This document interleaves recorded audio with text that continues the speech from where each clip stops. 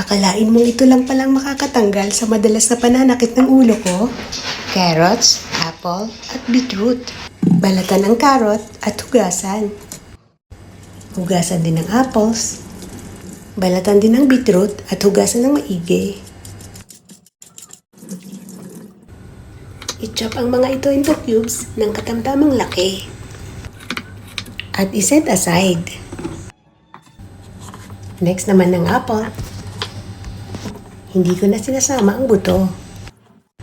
Paghihiwalayin pala natin sila ng lalagyan. At nang sa ganon, same amount at same ang lasa ng ating gagawing juice. Last na hiwain natin ang beetroot. Itinapon ko po pala ang tangkay. Kung mayroon po pala kayong juicer, mas mainam at mas mabilis. Since mano-mano ang gagawin ko, kaya ganito lang, tiyagaan lang talaga. Gagamit lang ako ng chopper machine. Kukuha tayo ng same amount sa bawat isa. Maglalagay rin ako ng mga 1 cup na tubig. I-blend ito or chop hanggang maging pinong-pino. At gagamit na lang ako ng salaan. Dahil wala akong juicer, diskarte na lang. At isasalin ko na ito sa mga malinis na lalagyan. At pagkatapos, ilalagay ko lang ito sa refrigerator.